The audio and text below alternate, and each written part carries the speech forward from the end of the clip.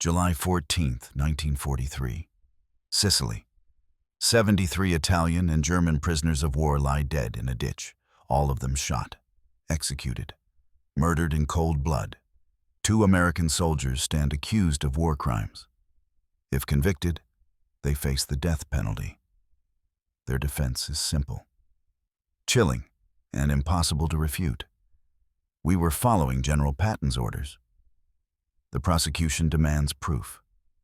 The defense attorney points to a speech Patton gave exactly 17 days earlier. June 27, 1943, North Africa. In front of thousands of soldiers from the 45th Infantry Division, General George S. Patton, blood and guts himself, gave the most controversial speech of his career. He told them what to do with enemy soldiers who refused to surrender. He gave them permission, encouragement, orders. And when those soldiers did exactly what Patton told them to do, he denied everything. This is the story of the speech that turned American heroes into war criminals, the massacre that shocked the world, and the general who sacrificed his own men to save his reputation. Before we dive into this story, subscribe and leave a comment telling me where you're watching from. Every view helps bring more stories like this to life. June 27, 1943. The war in North Africa was over. Rommel had been defeated. The Afrika Korps had surrendered. And now, American forces were preparing for the next phase. Operation Husky, the invasion of Sicily. General George S. Patton had been given command of the U.S. 7th Army. 90,000 men who would storm the beaches of Sicily alongside British forces under Field Marshal Bernard Montgomery. Patton knew his men were green. Many had never seen combat. They were about to face battle-hardened German and Italian troops defending their homeland. So Patton did what he always did before battle. He gave them a speech. Not the sanitized, politically correct speeches you read in history books. Not the inspiring Hollywood monologues from the 1970 film. No. This was vintage Patton. Raw, profane, violent. Thousands of soldiers from the 45th Infantry Division, the Thunderbirds, stood in formation under the North African sun as Patton addressed them. "When we meet the enemy, we will kill him," Patton shouted. "We will show him no mercy. He has killed our comrades. He will kill again unless we kill him first." The men roared approval. Patton was just getting started. "I want you to be killers," he continued. "I want you to have murder in your hearts. The enemy is not human. He is a beast, and we will slaughter him like a beast." Then came the words that would change everything. "Some of you are worried about prisoners," Patton said. "Let me be clear. The more prisoners we take, the more men we need to guard them. The more food we waste feeding them, the more problems we create for ourselves." He paused. Let that sink in. "I don't want prisoners unless they have intelligence value. If they surrender when we're still fighting, kill them. If they keep shooting until the last second and then try to surrender, kill them. We didn't come here to babysit the enemy. We came here to destroy them." The speech went on for another 15 minutes. By the time Patton finished, his men were pumped, ready for war, ready to kill. And 17 days later, some of them did exactly what Patton told them to do. They killed prisoners, 73 of them, July 10, 1943. Operation Husky began with the largest amphibious invasion in history up to that point. 160,000 Allied troops hit the beaches of Sicily. The 45th Infantry Division, the same division Patton had addressed on June 27th, landed near Scogliti on Sicily's southern coast. The fighting was brutal. German and Italian defenders put up fierce resistance. American soldiers were pinned down on beaches, caught in minefields, ambushed in olive groves. But the 45th pushed forward, town by town, hill by hill. Among the men fighting their way through Sicily were two sergeants, Horace T. West and John C. Compton. Both were experienced soldiers. Both had proven themselves in combat. Both had heard Patton's speech, and both were about to make a decision that would haunt them for the rest of their lives. July 14th, 1943, 4 days after the invasion. The 45th Division was advancing on the town of Biscari, a dusty Sicilian village that had been turned into a German strongpoint. During the assault, American forces captured a significant number of Italian and German soldiers. Some had fought to the last minute before surrendering. Others had given up without much resistance. The prisoners were disarmed, lined up, and placed under guard. That's when Sergeant Horace West made his decision. He had 37 Italian prisoners in his custody. They were exhausted, scared, begging for water. West looked at his men, looked at the prisoners, thought about Patton's speech. "We don't have time for this," he said. He ordered the prisoners into a nearby ravine. Then he and his men opened fire. All 37 were killed. That same day, July 14th, just a few miles away, Captain John Compton faced a similar situation. His unit had captured 36 German prisoners. Most were from the Hermann Göring Division, elite Nazi paratroopers who'd fought viciously before surrendering. Compton was exhausted. His men were exhausted. They were still under intermittent fire from German positions. And then Compton remembered Patton's words. "If they fight until the last second, then try to surrender. Kill them." These Germans had done exactly that. They'd fought hard, inflicted casualties, then thrown down their weapons when it became clear they'd lose.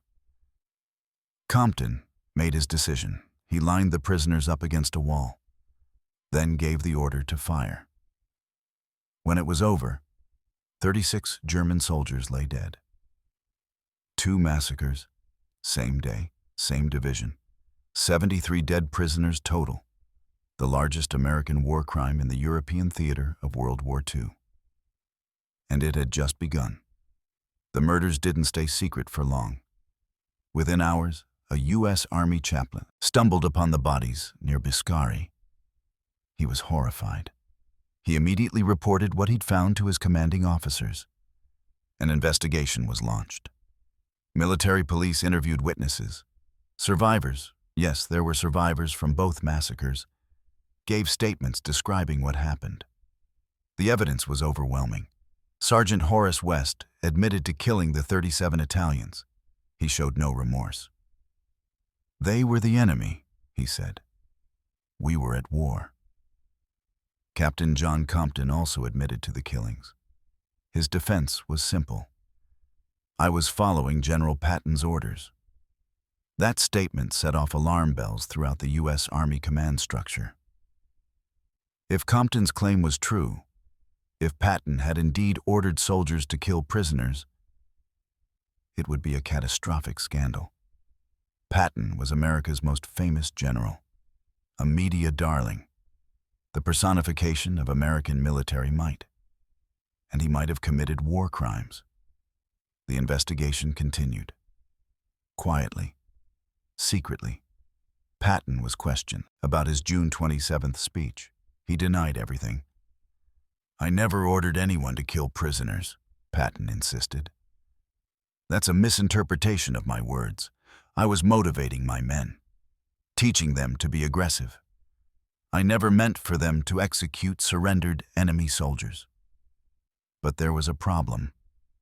Thousands of soldiers had heard the speech, and some of them remembered it very differently than Patton claimed. The U.S. Army faced an impossible choice. On one hand, 73 prisoners of war had been murdered in violation of the Geneva Convention. Someone had to be held accountable. On the other hand, prosecuting Patton would destroy American morale, hand propaganda victories to Nazi Germany, and potentially derail the entire Italian campaign. So they made a decision: sacrifice the soldiers, protect the general. Sergeant Horace West was court-martialed in September 1943. His defense attorney argued that West had been following General Patton's orders as he understood them from the June 27th speech. The prosecution countered that West had misunderstood, that Patton never explicitly ordered the execution of prisoners, that West had acted on his own initiative. The military tribunal was in a bind. If they admitted Patton's speech encouraged killing prisoners, they'd have to investigate Patton. If they claimed West acted alone, they'd be scapegoating a sergeant who believed he was following orders.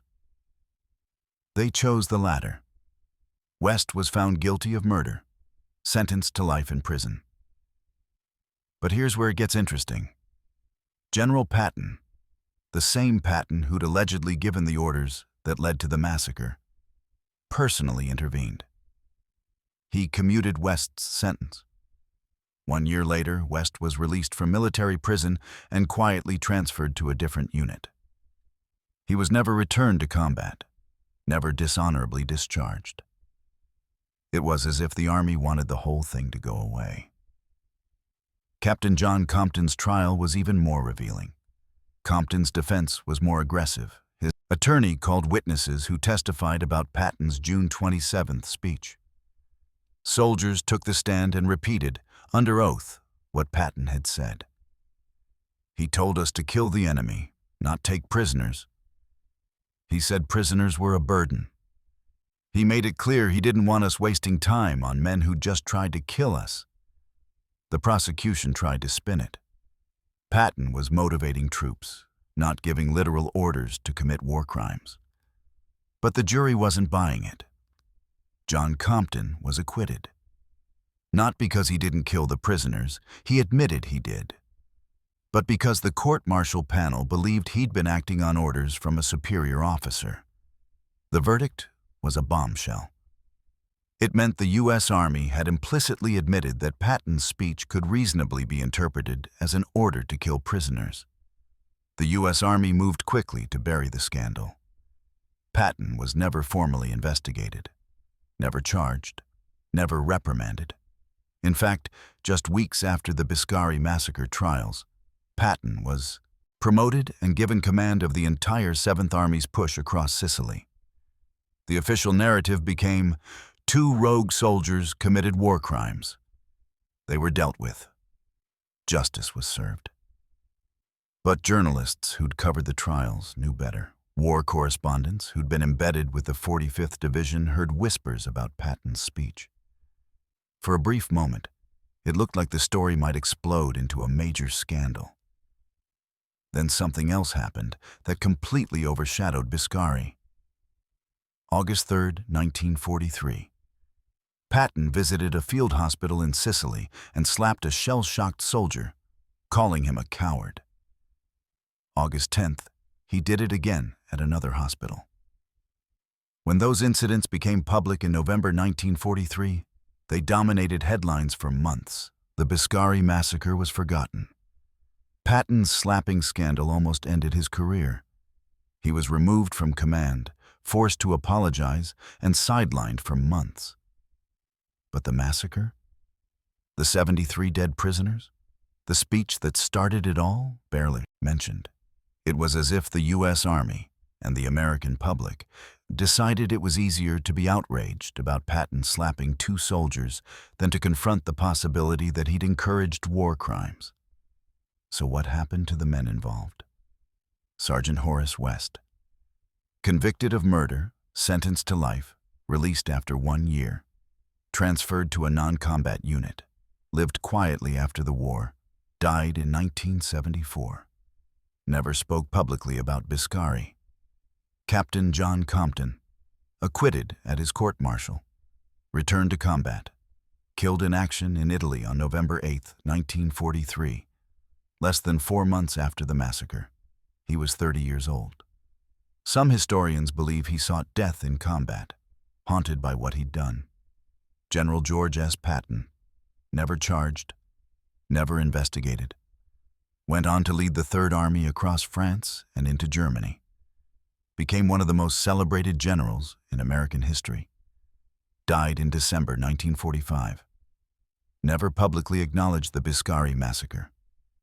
The victims: 73 Italian and German soldiers executed in violation of international law. Their names are mostly forgotten. Their families were never told the full truth about how they died. But here's the question that haunts military historians to this day. Did Patton order the killings? Not explicitly. There's no written order, no smoking gun document. But his June 27th speech, witnessed by thousands, absolutely created an environment where soldiers believed killing prisoners was acceptable, even encouraged. The line between aggressive motivation and criminal orders is thinner than we'd like to believe. And Patton crossed it. The Biscari Massacre forces us to confront uncomfortable truths about war, leadership, and accountability. Truth number 1. Words matter, especially from commanders. When a general tells soldiers to kill the enemy and don't take prisoners, some will take that literally. Truth number 2. The laws of war exist for a reason. The Geneva Convention wasn't created to protect enemy soldiers. It was created to protect all soldiers, ours included, from descending into barbarism. When we violate those rules, we become the monsters we're fighting. Truth number 3. We protect the powerful and sacrifice the vulnerable. 2 sergeants faced court-martial for following what they believed were their general's orders. The general who gave those orders never faced consequences. That's not justice. That's politics. On June 27, 1943, General George S. Patton gave a speech designed to turn boys into killers. It worked. But some of those boys killed the wrong people, in the wrong way, at the wrong time. And when the truth came out, Patton denied it all. He sacrificed his own men to preserve his reputation. 73 prisoners died at Biscari. 2 American soldiers were court-martialed. And George S. Patton went on to become a legend. History remembers him as a hero. But the men who died at Biscari and the soldiers who pulled the triggers might tell a different story. If anyone had ever bothered to listen, did Patton's speech cause the Biscari Massacre? Or were West and Compton acting on their own? Let us know what you think in the comments below.